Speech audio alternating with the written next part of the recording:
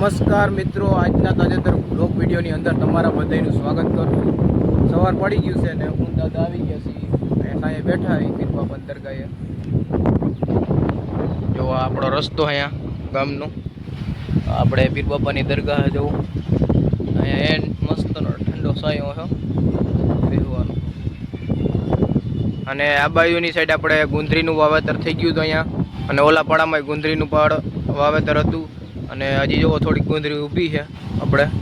અને અત્યારે આની અંદર જો રોટાવેટર કે કંઈક દાંતી હાલે છે, રોટાવેટર જેવું લાગે છે ભાઈ.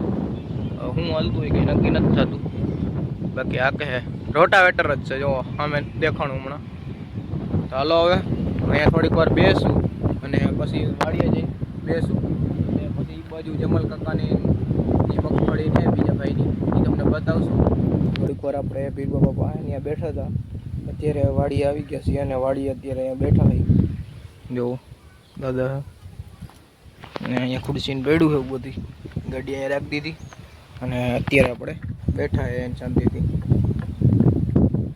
વાંજી આપણે ઓલી બાજુ ગુંદરી વઢાઈ છે. જો અહીંયા ગુંદરી છે એ વાઢવાનું કામ હાલે છે અને હુકવણી કરવાનું કામ હાલે છે. અને પછી બધાય ગુંદરીના ક્યારા વઢાઈ જાય અને પછી આપણે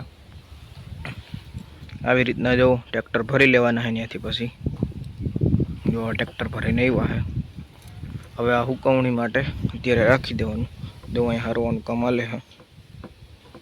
ત્યાંથી લઈને સીધા ઓલા ઘરમાં પુગાડી દેવાની. જો અહીંયા ઢગલો કરી દીધો છે ગુંદરીનો. હવે આ ટ્રેક્ટર હમણાં ઠલવાઈ જાય પછી એ ભરી દેવાની અંદર, એટલે ચોમાસાનો સ્ટોક થાય. સમજાઈ ગયું? એટલે હું ને પછી આમાં નાખી દઉં એટલે હાલે.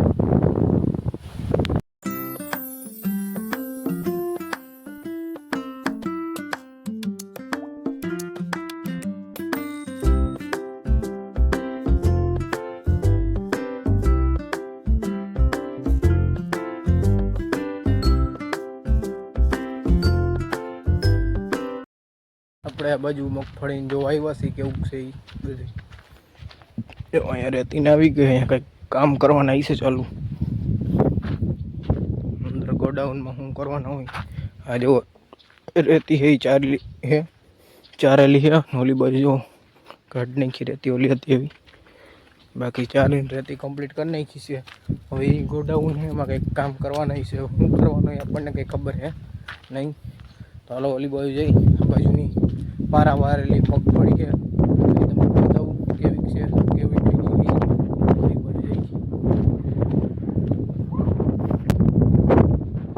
આવી ગયા હતા મગફળી. અને બાજુ જો ઊંઝા બાપાની એની મગફળી છે એ જો હાઈ ક્લાસ ઉગી ગયો, જોઈ લ્યો તમે.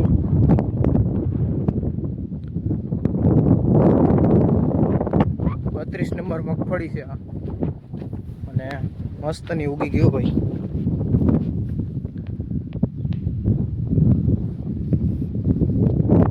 વારી અને પછી મગફળીનું વાવેતર કર્યું હતું.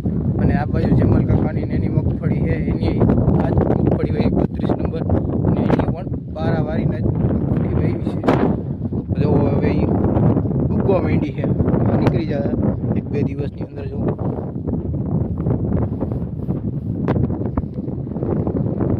હવે 1-2 દિવસની અંદર દેખાઈ જાય. અને અત્યારે આપણે શેરડીનો વાડ તમને બતાવું વાંચ છે. એમાં આપણે એને એ ભરી ગયો વાડ, કારણ કે આપણે મગફળીમાં દવા છાંટતા હતા તો પવનના કારણે દવા પીડી છે, એટલે શેરડીનો વાડ છે એ ભરી ગયો. તમને બતાવો. જો આપણે અત્યારે આવી ગયા છીએ શેરડીનો વાડ જોવા. આ શેરડીનો વાડ છે આપણે, અને મગફળીમાં આપણે એરંડા ઉગ્યા હતા એટલે એની દવા મારતા હતા. તો પવન હતો એના કારણે પછી દવા ઉડી છે, એટલે જો આ બાજુ થોડી થોડી શેરડી ભરી ગઈ છે.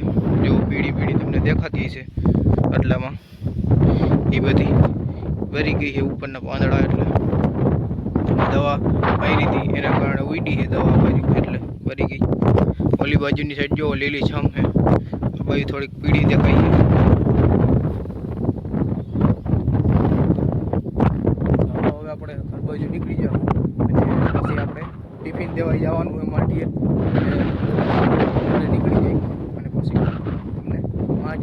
પાછા મળીએ. ઓલી વાડિયાથી થઈને સીધા આવી ગયા હતા આપણે માઢીએ, અને માઢીએ જવું અહીંયા આપણે પાણી વારવાનું કામ કરે ભાવિનભાઈ, અને ઓરવણું હાલે છે આપણે અત્યારે. જો ઓલી બાજુની સાઈડ બધું પીવાઈ ગયું છે, આ બાજુ હવે થોડુંક બાકી છે, એટલે પાણી હાલે છે અત્યારે. જોઈ લ્યો તમે, શેઠે આવી ગયું છે, પાણી ભૂગી ગયું. જો ભાવિનભાઈ અહીંયા ઊભા છે, પાણી વારવાનું એ કામ કરે છે. હાલો આપણે નીકળી જઈશું સીધા ઘર બાજુ. ચા પાણી લઈને આપણે આવી ગયા હતા સીધા વાડીએ, અને વાડીએ અહીંયા ચા પાણી પહેલાં પીવરાવી દીધો છે, અને ત્યાર પછી આપણે આ ખાતર નાખવાનું કામ હાલે છે અત્યારે. જો આપણે જે તમને બતાવ્યું હતું હમણાં આગળ કે પાણી વારવાનું કામ હાલે છે, આ ઈ પડું છે, એમાં અત્યારે ખાતર નાખવામાં આવે છે, અને કાલે વાવેતર કરવાનું રહેશે આમાં.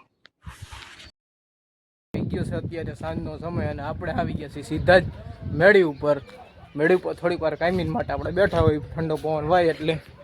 જો અત્યારે મેળી ઉપરનો નજારો તમે, આપણા ગામનો સરસ વ્યૂ જોવો.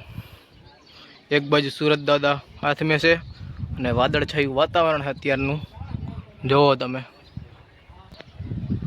જો ટ્રેક્ટર જાય છે પુલિયા ઉપરથી, મિની ટ્રેક્ટર, અને જો અહીંયા છોકરા બેઠા હતા 3-4.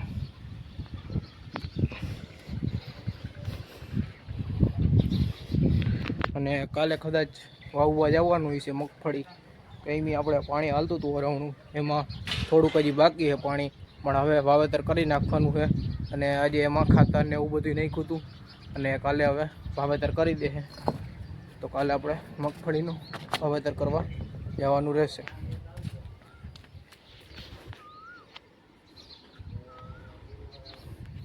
તો બસ આજના વ્લોગ વિડીયોની અંદર એટલું જ હતું. જો તમને સારો લાગ્યો હોય તો લાઈક કરી નાખજો, અને જો ચેનલમાં નવા હોય તમે તો ચેનલને સબસ્ક્રાઈબ કરી નાખજો.